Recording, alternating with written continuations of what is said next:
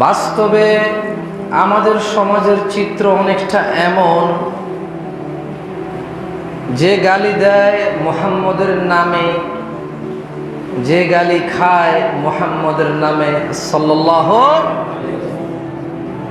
আমাদের সমাজে আমরা বিভক্ত মুহাম্মদের নামে সাল্লাল্লাহু আলাইহি ওয়াসাল্লাম।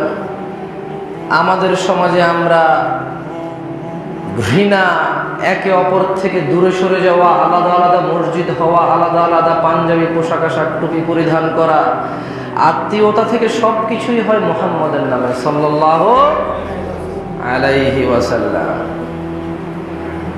কিন্তু মুহাম্মাদুর রাসূলুল্লাহ সাল্লাল্লাহু আলাইহি ওয়াসাল্লাম, আল্লাহ সুবহানাহু ওয়া তাআলা আমাদেরকে যেভাবে ওনার পরিচয় দিয়েছেন, আমরা যদি ওনাকে আল্লাহর মতো করে না চিনে যদি নিজের মতো করে চিনতে যাই, এখানেই মূল সমস্যাটা হয়ে যায়। আল্লাহ সুবহানাহু ওয়া তাআলা মানুষের পরিচয় দিয়েছেন, জিনের পরিচয় দিয়েছেন, হালাল আর হারামের ব্যাখ্যা দিয়েছেন। তিনি দিয়েছেন যা তিনি পছন্দ করেন সেই ব্যাখ্যা, যা তিনি অপছন্দ করেন সেই ব্যাখ্যা। তিনি আমাদেরকে শিখিয়েছেন কোরআন, তিনি আমাদেরকে শিখিয়েছেন জীবন চলার ব্যবস্থা, এবং তিনি আমাদের সাথে পরিচয় করিয়েছেন ওনার মনোনীত কিছু মানুষদের সাথে। আবানা আদম আলাইহিস সালাম থেকে খলিলুল্লাহ মুহাম্মাদুর রাসূলুল্লাহ সাল্লাল্লাহু আলাইহি ওয়াসাল্লাম পর্যন্ত তিনি কিছু মনোনীত মানুষদের সাথে আমাদের পরিচয় করে দিয়েছেন। আপনি মুহাম্মদ সাল্লাল্লাহু আলাইহি সাল্লামকে কেন নবী হিসেবে মানেন? আপনি মনে করেন আপনি এমনিতেই মানেন? না, আল্লাহ আপনাকে শিখিয়েছে মানার জন্য। আপনি কেন ওমরকে নবী বলেন না রাদিয়াল্লাহু আনহু? আপনি কেন আবু বকরকে নবী বলেন না রাদিয়াল্লাহু আনহু? আপনি কেন মূসা আলাইহিস সালামকে নবী বলেন কিন্তু ওনার উম্মত নিজেকে বলেন না? কারণ আল্লাহ আপনাকে বলতে বলেনি। আপনি কেন আদানা, পৃথিবীর প্রথম মানুষ যাকে আল্লাহ নিজ হাতে বানানো, সুবহানাল্লাহ, ওয়াল্লামা আদম আসমা'a কুল্লাহা, আল্লাহ বলছে আদমকে সব কিছুর নাম শুনেছি। এত জ্ঞানী মানুষ, আপনি ওনাকে বাপ ডাকতেছেন কিন্তু শেষ নবী হিসেবে মানতেছেন না। আপনি স্বীকার করছেন যে উনি আল্লাহর নবী, উনি আমাদের পিতা, উনি পৃথিবীর প্রথম মানুষ, কিন্তু আপনি ওনাকে শেষ নবী হিসেবে মানেন না। কেন? আপনি মনে করেন এমনি? না, কেউ একজন আপনার সাথে ওনার পরিচয় করিয়ে দিয়েছে অ্যাজ এ বাবা হিসেবে, নবী এবং বাবা। ইব্রাহিম আলাইহিস সালাম, কেউ আপনাকে ওনার সাথে পরিচয় করাছে উনি খলিলুল্লাহ, আমাদের জাতির পিতা, এবং তিনি ছিলেন নবী আর রাসূল। আপনি মনে করেন আপনি এমনিতে মুহাম্মদ সাল্লাল্লাহু আলাইহি সাল্লামকে নবী হিসেবে মানেন? মানে আপনি কি ধরে নিয়েছেন যে আপনি আগে মুহাম্মদকে মেনেছেন তারপরে আল্লাহকে চিনেছেন? না, আপনি আল্লাহকে চিনতে গেলে মুহাম্মদ সাল্লাল্লাহু আলাইহি সাল্লাম লাগবে না, কিন্তু আপনি মুহাম্মদ সাল্লাল্লাহু আলাইহি সাল্লামকে চিনতে গেলে কি লাগবে? আপনার কথা ভুল বুঝিয়ে না, আমি ছোট করছি না, আমি মূলত এখানে একটা স্তর আলাদা করতেছি। যেমন এক লোকের বয়স 80 বছর, সে অনেক বড়, তার বাবা বেঁচে আছে বয়স 130 বছর। বলেন তো তার বাবার চেয়ে সে বড়? ধরে নিলাম এক লোক 1000 কোটি টাকার মালিক, ওরে বাপরে বাপ, বিশাল বড় লোক। যে লোক 5000 কোটি টাকার মালিক তার মতো? তাহলে 1000 কোটি টাকার মালিক বড় লোক আমরা জানি, কিন্তু যখন 5000-এর সাথে কম্পেয়ার করব তখন একটা নির্ধারণ করতে হবে যে কে বড়। রাসূলুল্লাহ সাল্লাল্লাহু আলাইহি সাল্লাম সম্পর্কে আল্লাহ সুবহানাহু ওয়া তাআলা বলছেন, কুল, মুহাম্মদ বলে দিন। দেখেন, এই আল্লাহর নবীর সাথে পরিচয় করাচ্ছে আল্লাহ। কার সাথে পরিচয় করাচ্ছে? মানে আপনি কিন্তু এমনি এমনি মুহাম্মদ সাল্লাল্লাহু আলাইহি সাল্লামকে নবী হিসেবে মানেন না। আপনাকে যদি কেউ এটা বুঝিয়ে থাকে যে আপনি নবীর আশেক, নবীর প্রেমিক, নবীর শানে গান গান, নবীর শানে গজল গান, নবী নবী নবী নবী সাল্লাল্লাহু, আপনি ভুল জানেন। তিনি পৃথিবীর প্রতিপালক, যার কাছে মানুষের প্রত্যাবর্তন, তিনি আপনাকে পরিচয় করাইছেন। তিনি বলছেন যে কুল মুহাম্মদ সাল্লাল্লাহু, বলে দিন এই যে আপনার আশেপাশে কোরাইশ বংশ বা অন্য যে বংশের মানুষগুলো আছে, আপনার চাচা জ্যাঠা নানা ফুফা খালা মামা আত্মীয় বোন জামাই, আপনার নিজের মেয়ের জামাই, বলে দিন এদেরকে ইন কুনতুম তুহিব্বুনাল্লাহ, এই তোমরা যদি আসলে আল্লাহকে ভালোবাসো, তার মানে আল্লাহ আগেই ছিল, মুহাম্মদ সাল্লাল্লাহু আলাইহি ওয়াসাল্লাম আসার আগে কে ছিল? তার মানে যখন মদিনার মানুষ, মক্কার মানুষ মুহাম্মদকে এজ এ মুহাম্মদ সাল্লাল্লাহু আলাইহি ওয়াসাল্লাম এজ এ আলামিন হিসেবে চিনত, নবী হিসেবে জানতো না, তখনও মক্কা মদিনার মানুষ কাকে চেনে?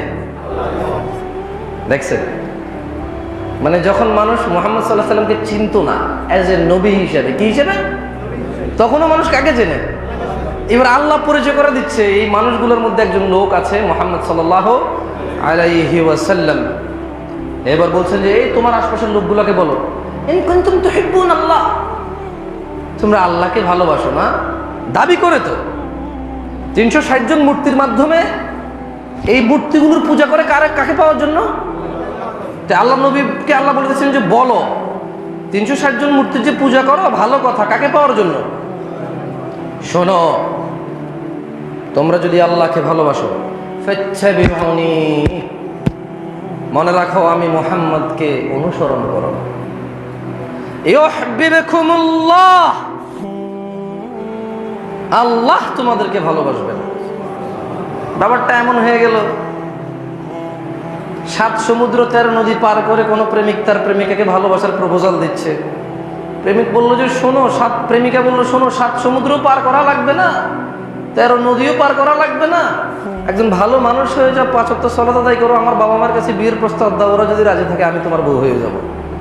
বলেন 7 সমুদ্র 13 নদী কঠিন, নাকি একজন ভালো মানুষ হয়ে যে এই সুন্দর করে মেয়ের বাবা মায়ের কাছে প্রস্তাব দেওয়া, নিজের বাপ মাকে পাঠিয়ে যে বাবা আমার অমুক মেয়েকে পছন্দ, আপনি ওদেরকে প্রস্তাব দেন, আমার কাছে রাজি আছে কিনা, যদি রাজি থাকে ওকে নাহলে বাদ, নলে তো আল্লাহ নবী সাল্লাল্লাহু আলাইহি ওয়াসাল্লাম বলছে যে 360 জনের পূজা করো রবকে পাওয়ার জন্য, ফাত্তাবিউনি, 360 জন লাগবে না, 3 কোটি লাগবে না, 3000 কোটি লাগবে না, ফাত্তাবিউনি, শুধু আমি মুহাম্মদকে অনুসরণ করো, ইউহিব্বুকুমুল্লাহ, আল্লাহ তোমাকে ভালোবাসবে, তোমাদেরকে ভালোবাসবে।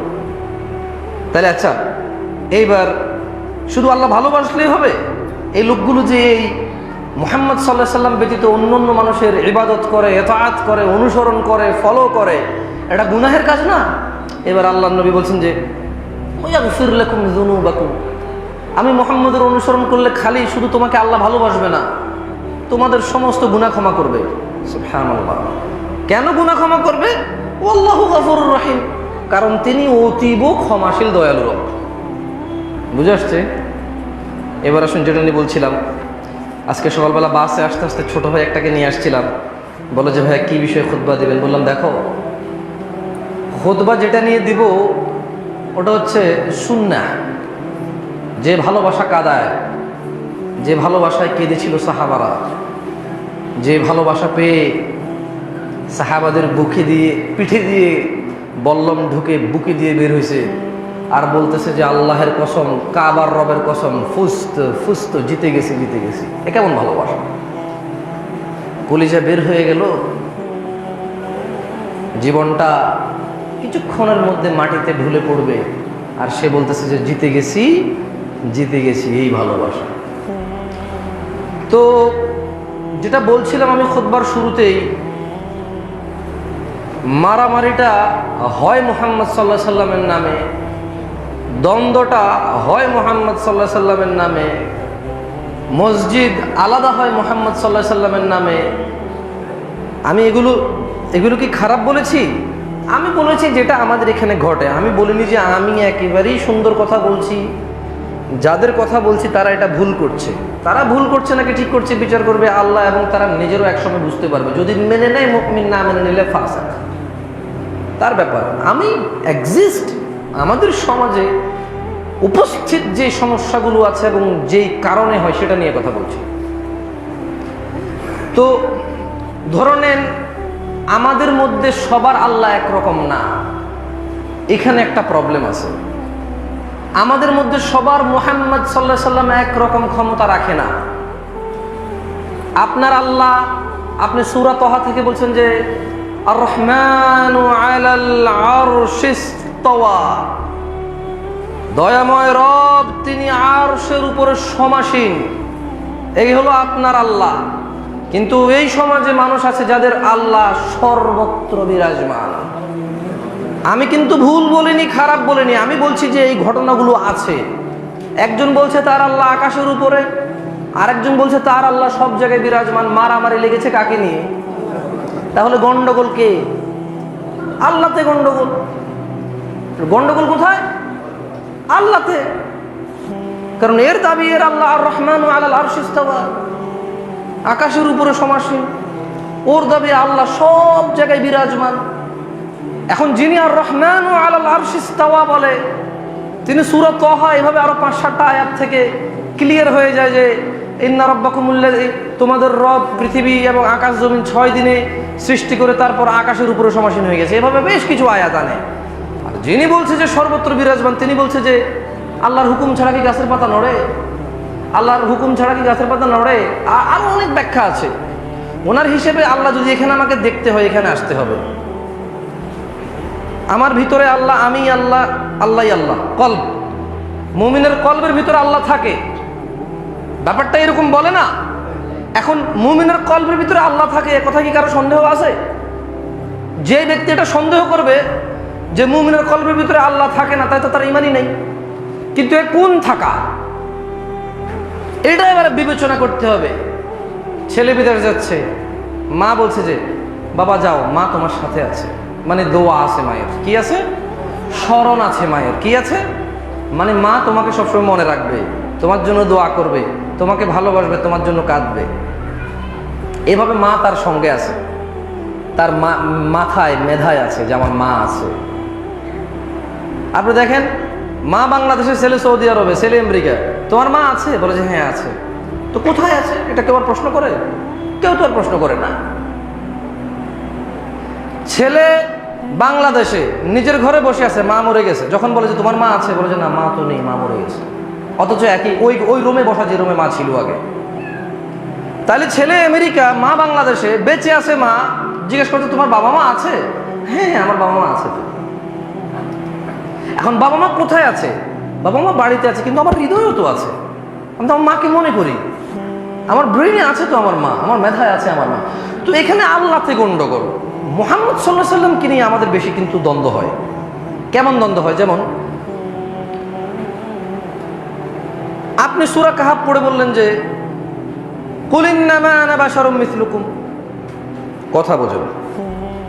আপনি ব্যাখ্যায় পড়ে যান না, অনুবাদই তো ঠিক নাই আপনার। আপনি ব্যাখ্যায় পড়ে যান, যে লোকের অনুবাদ ঠিক হয় না সে লোকের ব্যাখ্যা কিসে ঠিক দিবে? আমি সহজ করে বলতে চাই, আমি বলছি না যে ওদের হয় না বা আমার হয়, আমি বলছি যে লোক। এবার এটা হচ্ছে যে লোককে, এই যে লোক হচ্ছে ওই লোক যে পারে না, যে ভুল ব্যাখ্যা দেয়। এবার হতে পারে এটা আমি, যখন আমি ভুল ব্যাখ্যা দিব, ভুল অনুবাদ করব, তখন ওই যে লোকের অন্তর্ভুক্ত কে? আমি। তার মানে এখানে কেউ কারো গায়ের উপরে নেওয়ার দরকার নাই, কেউ কারো গায়ের উপরে নেওয়ার। এখন কোরআন নাজিল করলো আল্লাহ, নাজিল হলো মুহাম্মদ সাল্লাল্লাহু আলাইহি ওয়াসাল্লামের কাছে। আল্লাহ শিখিয়ে দিচ্ছে, কুল, মুহাম্মদ সাল্লাল্লাহু আলাইহি ওয়াসাল্লাম বলুন, ইন্নামা আনা বাশারুম মিসলুকুম। আপনি অনুবাদটা করেন না। একজন হিন্দু লোক বাংলাদেশে, গিরিশচন্দ্র নাকি কি চন্দ্র আছিল, যিনি কোরআন তর্জমা করেছিল, কি নাম কি আমি ভুলে গেছি ওনার, হ্যাঁ প্রকাশক ছিল, তর্জমা করে নাই। তো কিন্তু দেখেন, এই যে দেখছেন, আমি সৌদি আরব বড় হয়েছি, আমি শুনছি যে বাংলাদেশে হিন্দু লোকে তর্জমা করছে কোরআন। আমি কেউ আল্লাহ খাইছে, কিন্তু ভালো আরবি বোঝা হইতো। তবে সৌদি আরবে অহরহ আছে, Oman, Dubai, Kuwait, Iraq, Iran, এইসব দেশে প্রচুর শিয়া আছে, প্রচুর খ্রিস্টান আছে যারা আরবি অনুবাদ বোঝে, কারণ তাদের মাতৃভাষা আরবি। তাদের মাতৃভাষা কি? আরবি। সেই জন্য আল্লাহ সুবহানাহু ওয়া তাআলা কোরআনুল কারীমে বলেছেন যে ইন্না আনজালনাহু কুরআনান আরাবিয়্যান লাআল্লাকুম তাআকিলুন। আমি কোরআনকে আরবিতে অবতীর্ণ করেছি যাতে তোমরা এটা বুঝতে পারো। তাহলে আল্লাহ বলেনি যে আমি কোরআন নাজিল করেছি মুসলিমের, ইসলামের উপরে যাতে মুমিনরা বুঝতে পারে, এরকম বলে নাই। বলছে আরবিতে নাজিল করছি যাতে আরবরা বুঝতে পারে। কারা? তার মানে আরব দেশের যে ইহুদি আছে, খ্রিস্টান আছে, ওরাও কোরআন অর্থ বুঝে, ওরা অনেক সময় ব্যাখ্যা বিশ্লেষণ করে, কোরআনের ভুল ধরতে চায়, কোরআনের নিয়ে গবেষণা করে ওরা অনেক কিছু করতে চায়।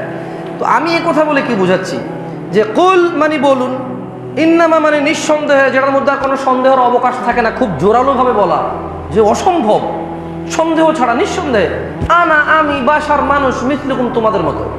আচ্ছা, এই তোমাদের মতো মানুষ মানে কি আমার মতো জামশেদ মজুমদার, যার সলাতে ঠিক আদায় হয় না, যার সারাদিন ব্যবসা বাণিজ্য কাজকর্মে চলে যায়, যার সারাদিন বউ বাচ্চা বাবা মার টেনশন জিকির ফিকিরে চলে যায়, যার আমাল কম, যার ঈমান কম, যার দান সাদাকা কম, যার উদারতা কম, যার ভদ্রতা কম, যার শালীনতা কম, মিসলুকুম আমার মতো মানুষ মানে কি আমার চরিত্রকে বুঝাইছে?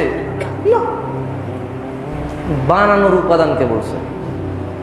যেমন এটা একটা চেয়ার, এটা বানানো হয়েছে কাঠ দিয়ে, কাঠ আসছে গাছ থেকে, তাহলে এই চেয়ার বানানোর উপাদান হচ্ছে সোজা কথায় গাছ, সোজা কথায় কি। এবারে এটা সেগুন কাঠ হলে আলাদা মর্যাদা, আর নাম জানি না গাছটা ছেড়ে, তো অন্য অন্য নর্মাল গাছ হলে আর কম হবে, ঠিক আছে।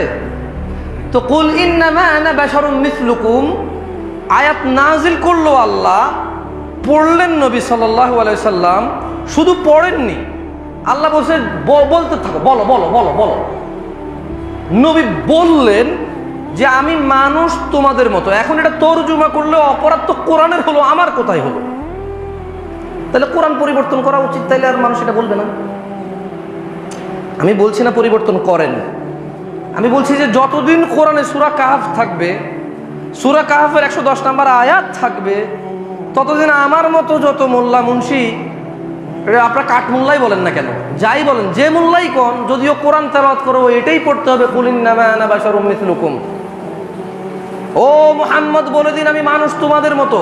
আচ্ছা, আল্লাহ কিন্তু জানতেন আমাদের মতো মানুষ আমরা ভুল বুঝবো, কিছু মানুষ ধরে নেবে যে ও এ তো আমাদের মতো মানুষ, কিছুই না, আস্তাগফিরুল্লাহ। আবার কিছু মানুষ বলবে যে কি আশ্চর্য, চাঁদ দ্বিখণ্ড করে ফেলছে, আমাদের মতো মানুষ হয় নাকি, কেমনে আমাদের মতো মানুষ। এটা আল্লাহ জানতেন, তাই আল্লাহ পরের অংশ বলে দিলেন ইউহা ইলাই, আমি মানুষ তোমাদের মতো, এটা ঠিক, কিন্তু আমার কাছে ওহী আসে। পাওয়ার বোঝেন, শেখ হাসিনা মানুষ আমাদের মতো সরকার থেকে, আমি না। হ্যাঁ, বাইডেন, ওরে আমি জানি না ওর গায়ে কতটুকু বল হবে, টেলিভিশন দেখে মনে হয় যে ঘুষায় উল্টে ফেলতে পারবো, এরকম মনে হয়, কিন্তু বেটার ক্ষমতা কি, বেটা পুরো হালাল হারামে আমরা পরে যাব। কিন্তু উনি এখন এতটুকু ক্ষমতা রাখে যে কোনো দেশের আফগানিস্তানের মতো করে ফেলতে বা ইরাকের মতো করে ফেলতে, আল্লাহ হেফাজত করুক আমাদেরকে। আমি তর্কের খাতিরে উদাহরণ দিতে গিয়ে বলেছি, আমি ওর সুনাম করতেছি না, মানে শুধু মানুষ হলে যে মানুষ সব একরকম হয়ে যায় তা তো না। এখানে জো বাইডেন মানুষ, আমি মানুষ, ওর উপাদান মাটি, আমার উপাদান কি মাটি। সেম এভাবে রাসূলুল্লাহ সাল্লাল্লাহু আলাইহি ওয়াসাল্লাম সম্পর্কে আল্লাহ সুবহানাহু ওয়া তাআলা বললেন, মুহাম্মদ আমি তোমাকে এদের মতো করে মানুষ বানাইছি, কিন্তু দেখো আমি তোমাকে কত ইজ্জত দিছি এদের কাছে। ওয়া রাফা'না লাকা যিকরাক ওয়া ইন্নাকা লা'আলা খুলুকিন আযীম ওয়া লাসাওফা ইউ'তিকা রাব্বুকা ফাতারদা ওয়া মা ইয়ানতিকু আনিল হাওয়া ইন হুয়া ইল্লা ওয়াহয়ুন ইউহা। আপনি বুঝেননি? একটা উদাহরণ দিচ্ছি আপনাকে। একটা ফকির, কাজ জানেন না, কাম জানেন না, পড়া নাই, লেখা নাই, আপনি অনেক কিছু জানেন, তাকে ঘর থেকে নিয়ে এলেন, সঙ্গে রাখলেন, শিখাইলেন, শিখানোর পরে ওকে শিক্ষিত করলেন, ওকে ব্যবসা বাণিজ্য শিখায় এই দেশের একবার সবার উপরের ব্যবসায়ী বানাই দিলেন। যখন আপনি ওর সাথে কথা বলবেন, ও যদি আপনার সাথে বেইমানি করতে চায়, অথবা যাতে বেইমানি না করে, আপনি কিন্তু ওকে কি বলবেন? আপনি কিন্তু বলবেন যে এই আব্দুর রব, মনে রাখিস তুই কিন্তু ফকিরের ছেলে ছিলি রে, তোর ঘরে ভাতের চাল ছিল না, ভাত ছিল না, তোর পরনে কাপড় ছিল না, আমি আর আমি বলতে আমি না আর কি, ওই লোকটা যে বানাইছে, আমি তোকে ওখান থেকে নিয়ে আসছি, তোকে পড়ালেখা করাইছি, তোকে ব্যবসা বাণিজ্য শিখে আজকে তুই বাংলাদেশের বা পৃথিবীর 1 নম্বর ধনীর আওতায়। মনে রাখিস এই আমি সেই আমি যে তোর এগুলো বানাইছি, সব বেইমানি করবি না। তো এই কথাটা কিন্তু স্পেশাল রাখে। আপনারা বড় লোক মানুষের নিয়ে আইসা একটা স্পেশাল কাউকে নিয়ে এসে স্পেশালিটি দিয়ে বলবো যে তুই কি দিছিস, বাট আমার বাপের থেকে আরো বেশি আছে। বোঝেন নাই কথা? আল্লাহ সুবহানাহু ওয়া তাআলা এখানেই তো মুহাম্মদ সাল্লাল্লাহু আলাইহি সাল্লামের স্পেশালিটি। তাই আল্লাহ সুবহানাহু ওয়া তাআলা দেখেন, তিনি বলছেন যে নবী আমি আপনাকে এত দেব, আপনি খুশি হয়ে যাবেন। নবী আমি আপনার স্মরণ মানুষের কাছে বুলন্দ করেছি, উপরে মর্যাদা করেছি, আপনি নিশ্চয়ই এমনি এমনি প্রবৃত্তির শিকার হয়ে কথা বলেন না, যা আপনার উপরে ওহী হয় তাই আপনি বলেন। এগুলো কিন্তু সুনাম করেছে। কি করেছে? আবার আল্লাহ নিজেই বলছেন যে ওয়াল্লাযী বা'আসা ফিল উম্মিয়িনা রাসূলান, আল্লাহ বলছেন যে তিনি আল্লাহ তোমাদের মধ্য থেকে একজন লোক যে নিরক্ষর। দেখেন, নিরক্ষর বলে কিন্তু নবীকে এখানে অপমান করেনি। ভুলভাবে নেবেন না কথাগুলো, কোরআনের তর্জমাই এটা অনুবাদ, সোজা অনুবাদ। আল্লাহ মূলত আমাদেরকে সতর্ক করেছেন, মুহাম্মদ সাল্লাল্লাহু আলাইহি সাল্লামকে বুঝাচ্ছেন যে তোমাকে আমি কতটা কৃপা করেছি, কতটা দয়া করেছি। তুমি এদের মধ্যে একজন ছিলা নিরক্ষর, আমি তোমাকে শিখেছি আল্লিমুল কিতাব, তোমাকে আমি কিতাব শিক্ষা দিয়েছি, ওয়াল হিকমা, তোমাকে আমি কৌশল শিক্ষা দিয়েছি। দ্যাটস মিন যখন উম্মি বলছে তাহলে আমাদের মতো হয়ে গেল, কিন্তু যখন বলো তোমাকে আমি আল্লাহ কিতাব শিখেছি, আমি তোমাকে হিকমত শিখেছি, তাহলে এবারে স্পেশাল হয়ে গেল। কি হয়ে গেল? স্পেশাল। আল্লাহ কৌশল শিখেছে, আল্লাহ কিতাব শিখেছে। সো আপনি যদি আয়াতগুলোকে নিজের মতো করে ব্যাখ্যা করেন তাহলে আপনি মনে করবেন যে ও মুহাম্মদ সাল্লাল্লাহু আলাইহি সাল্লামকে ওরা ছোট করে বলছে। কিন্তু যখন আপনি আল্লাহর মতো করে বুঝবেন, কার মতো করে? যে উদ্দেশ্যে তিনি নাজিল করেছেন। মুহাম্মদ সাল্লাল্লাহু আলাইহি সাল্লাম নিজে মুখে কোরআন কার উপরে নাজিল হয়েছে? আয়াতগুলো সর্বপ্রথম কে পড়ছে? জিব্রাইল। কে পড়ছে? তারপরে কে পড়ছে মানুষের মধ্যে? তো উনি লজ্জা পায়নি এটা পড়তে, আপনি কেন লজ্জা পাবেন? এটাই বাস্তবতা। ওনাকে এটাই বলতে বলেছে, উনি এটাই বলেছেন। আল্লাহ যা বলেছেন জিব্রাইল তাই বলেছেন, জিব্রাইল যা বলেছেন মুহাম্মদ তা বলেছেন, মুহাম্মদ যা বলেছেন আলী, ওমর রাদিয়াল্লাহু তাআলা আনহুম আজমাইন এটা বলেছেন। আপনি কেন লজ্জা পাচ্ছেন? বুঝেননি কথা? আল্লাহ নবী কি বলেছে? ইন কুনতুম তুহিব্বুন আল্লাহ, তোমরা আল্লাহকে ভালোবাসাটা দাবি করো, ফাত্তাবিউনি, আমি মুহাম্মদকে অনুসরণ করো। মুহাম্মদ সাল্লাল্লাহু আলাইহি সাল্লাম এগুলো পড়েছে এভাবে, আমি কি উল্টাভাবে পড়বো নাকি? আমি কি উল্টাভাবে পড়বো? আচ্ছা, তো যেটা বলছিলাম, তো আলহামদুলিল্লাহ এখন দেখেন আমাদের কিন্তু তেমন এই যে সমস্যা তেমন বেশি না। আমাদের যত ঝামেলা, যদি আমরা মুহাম্মদ ইবনে আবদুল্লাহ সাল্লাল্লাহু, ওনাকে যদি আমরা একবার চিনে যাই, আমার মনে হয় আমাদের যেই ঝামেলাগুলো আছে অধিকাংশ ঝামেলাটা মিটে যাবে। কি যাবে? মিটে যাবে। ফর এক্সাম্পল, ধরে নিন আমাদের দেশে ধর্ম শিখার বেশ কিছু ব্যবস্থা আছে, এটাকে আপনারা অস্বীকার করেন? আমাদের দেশের মসজিদ সবগুলো একরকম, পশ্চিম দিকে ফেরা, এতে কোনো আলাদা নাই। প্রত্যেকটা মসজিদে এরকম মিম্বার ছোট বড় আছে, এতে কোনো আলাদা নাই। আমার মতোই কোনো একজন হুজুর বা ভাই দাঁড়িয়ে জুমার খুতবা দেয় অথবা বসে বয়ান করে তারপরে দাঁড়ায়, এতে কোনো পার্থক্য নাই। কিন্তু পার্থক্য হচ্ছে কোথায়? শিখার পদ্ধতিতে, বলার পদ্ধতিতে এরকম পার্থক্য আছে না? যেমন, মনে কিছু করবেন না, আমি আপনাদেরকে খারাপ বলছি না, যাদের ব্যাপারে এখন কথা বলবো আমি অতটা ওদেরকে চিনি না, তবে আমি দেখেছি ওদেরকে, গভীরভাবে জানি না তাদের উদ্দেশ্য কি সেটা তো আর জানি না, উদ্দেশ্য তারা জানে আর আল্লাহ জানে, বাট যেটা প্রকাশ পায় সেটাই তো কথা বলবো। অ্যাজ এ মানুষ আমি যেটা দেখছি, যেটা সে বলছে এবং তার বলার কারণে সমাজে যে এটাকে কি বলে প্রতিক্রিয়া হচ্ছে, সমাজে যে কার্যক্রম হচ্ছে, তার উপরে বেস করে আমাকে কথা বলতে হবে। দেখেন আজকে যদি এখানে চরমনায় পীর সাহেব এসে ওয়াজ করতে আসে, আপনি দেখবেন এখানে সমস্ত মানুষ আসবে চরমনায় পীর সাহেবের মুরিদরা বা ওই মুরিদরা যাদেরকে কনভিন্স করে আসবে তারা।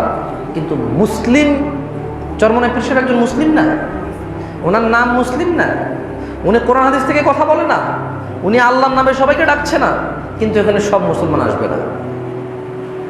আজকে যদি ধরেন মাইজ ভান্ডার থেকে একজন আলেম আসে, উনি ওই মুহাম্মদের নামেই গান গাইবে, মুহাম্মদের নামেই জিকির করবে, লাফালাফি করবে, অথবা বসবে, অথবা উঠবে, গরম হবে, নরম হবে, উনি মুহাম্মদ বা আল্লাহর নামেই এটা করবে। কিন্তু এখানে কিন্তু চরমনের লোক আসবে না, আটরশির লোক আসবে না, ফুরফুরার লোক আসবে না, মাইজ ভান্ডারের লোকই আসবে। তাহলে ঘটনা কি? উনিও মুসলিম, ইনিও মুসলিম, উনি আল্লাহ মুহাম্মদ সাল্লাল্লাহু আলাইহি ওয়াসাল্লামের দাওয়াত দিচ্ছে, ইনি আল্লাহ মুহাম্মদ সাল্লাল্লাহু আলাইহি ওয়াসাল্লামের দাওয়াত দিচ্ছে। এখানে আমরা যারা আছি আমাদেরকে 5-7টা নামে ডাকা হয়, আহলে হাদিস, আহলে হাদিস, দুশমনের রাসূল, গোস্তাকের রাসূল, ইহুদির দালাল, সৌদির দালাল, আরও থাকতে পারে, আরও কি থাকতে পারে। বাট আমিও কিন্তু আল্লাহর মুহাম্মদ সাল্লাল্লাহু আলাইহি ওয়াসাল্লামের নাম নিয়েই কথা বলতেছি। তো এখানে ওই যে এই 4-5টা নামের লোকজনই বেশিরভাগ ইন্টারেস্টেড থাকবে আসার জন্য, বাকিরা আসতেছে না কেন? আমার নাম জামশেদ, এত অমুসলিম নাম না। আমার জায়গায় কোনো খতিব থাকতে পারে যার নাম আব্দুল্লাহ, আব্দুর রহমান, আব্দুল করিম, আব্দুল জব্বার, আব্দুল সত্তার, আব্দুর রব, সব। তাহলে প্রবলেমটা কোথায়? দাওয়াত আল্লাহর পক্ষ থেকে নবীর অনুসরণ করে, কিন্তু একটা প্রোগ্রাম হইলে, একটা বৈঠক হইলে একটা বিশিষ্ট পোশাক আশাক পরা, কালার, বিশিষ্ট কালারের পোশাক, বিশিষ্ট ধরনের পোশাক, বিশিষ্ট লেবাস, বিশিষ্ট নামের ওই মানুষগুলোই কেন অংশগ্রহণ করতেছে? কেন মুসলিম সমষ্টিগতভাবে অংশগ্রহণ করে না? আমাকে বলেন। তাহলে নিশ্চয়ই ভিন্নতা রয়েছে দাওয়াতে। নিশ্চয় কি রয়েছে দাওয়াতে? তাহলে নিশ্চয়ই সবাই মুহাম্মদ সাল্লাল্লাহু আলাইহি ওয়াসাল্লামের নামে দাওয়াত দিলেও সবাই মুহাম্মদ সাল্লাল্লাহু আলাইহি ওয়াসাল্লামের দাওয়াত দিচ্ছে না। আল্লাহ সুবহানাহু ওয়া তাআলার আয়াতগুলোকে আল্লাহ নবী যেভাবে বুঝেছে, সাল্লাল্লাহু, সাহাবারা যেভাবে বুঝেছে রাদিয়াল্লাহু তাআলা আনহুম আজমাইন, নিশ্চয়ই এখানে এই পাঁচ বক্তাই আল্লাহ মুহাম্মদের নামে বক্তব্য দিচ্ছে, নিশ্চয়ই এরা সঠিকভাবে বোঝে নি। ফর এক্সাম্পল, খুব সুন্দর একটা আয়াত আল্লাহ সুবহানাহু ওয়া তাআলা কোরআনুল কারীমে বলছেন যে লাকাদ জাআকুম রাসূলুম মিন আনফুসিকুম আজিজুন আলাইহি মা আনিতুম হারিসুন আলাইকুম বিল মুমিনিনা রাউফুর রহিম। তোমাদের নিকটে এসেছে তোমাদের মধ্য থেকেই একজন রাসূল। আপনি কথা বোঝেন, নবীকে আপনি নূর বলছেন, নবী নূর, এতে কোনো সন্দেহ নাই। নবী কিসের? নবী কি? একটা হলো নবী কি, আর একটা হলো নবী কিসের, পার্থক্য আছে। আপনি ভুল প্রশ্নের ভুল জবাব দিচ্ছেন। যদি কেউ আমাকে প্রশ্ন করে নবী কি সাল্লাল্লাহু, আমি জামশেদ মজুমদার পার্সোনালি আমি রিপ্লাই দেব ওহুয়ান নূর হুদা ওয়াত তুকা। নবী হচ্ছে নূর, নবী হচ্ছে হিদায়েত, নবী হচ্ছে তাকওয়া, নবী হচ্ছে আদর্শ, নবী হচ্ছে সব সাল্লাল্লাহু। আপনি যদি বলেন যে নবী কিসের, তাহলে আমি বলতে হবে যে কুল ইন্নামা আনা বাশার, নবী মাটির। আপনি কথা বোঝেননি। একটা হচ্ছে নবী কি, আর একটা হচ্ছে নবী কিসের। আমি মানুষ, কিন্তু আমি ইউনো, টিউনো, এসি, মানে কি থাকে এগুলো নাম আছে না, অনেক পদ, এমপি, মন্ত্রী, মিনিস্টার থাকতে পারে না। আমি কি? আমি মানুষ। অথবা আমি কি? আমি এই উপজেলার ওসি আসাই বা এই এলাকার এমপি। আমি, তুমি কিসের? আমি মাটির। তুমি কে? আমি জামশেদ ইবনে তাবারাকাল্লাহ। তাহলে তুমি কে, তুমি কি, তুমি কিসের? নবী কে সাল্লাল্লাহু, নবী কিসের? নবী কি? নূর। নবী কি? নূর। নূর মানে আলো, নূর মানে তো রাসূলুল্লাহ সাল্লাল্লাহু আলাইহি ওয়াসাল্লাম তো মদিনার সমস্ত অন্ধকার দূর করলো। তো যখন এখানে অন্ধকার থাকে, লাইট দিলেই তো আলো হয়, আলোটা আসার পরেই তো অন্ধকারটা যায়। রাসূলুল্লাহ সাল্লাল্লাহু আলাইহি ওয়াসাল্লাম ওই অর্থের নূর বলা যাবে, বলতে হবে কিছু। এর কারো আপত্তি থাকলে তার ইমানের দুর্বলতা আছে, জ্ঞানে সংকীর্ণতা আছে, তার ব্যাখ্যা বিশ্লেষণে বুঝের সংকীর্ণতা আছে, বোঝা যাবে। কিন্তু নবী কি আর নবী কিসের, দুটোর মধ্যে কি আছে? আল্লাহর ওয়াস্তে মারামারি করিয়েন না। আপনি একটা প্রশ্নকে যদি দুই ভাগে ভাগ করে ফেলেন, আপনার মারামারি বন্ধ হওয়ার সুযোগ আছে। আমার কেন জানি ছোট মানুষ হিসেবে মনে হয়, যখন আপনি প্রশ্ন এই যে নবী কিসের, নবী কিসের, শুধু এই প্রশ্নের সীমাবদ্ধ না থেকে যদি দুইটা প্রশ্ন তৈরি করে ফেলেন, নবী কি, নবী কিসের সাল্লাল্লাহু, তাহলে আমার মনে হয় সমাধান হয়ে গেছে। কি মনে হয় আপনাদের?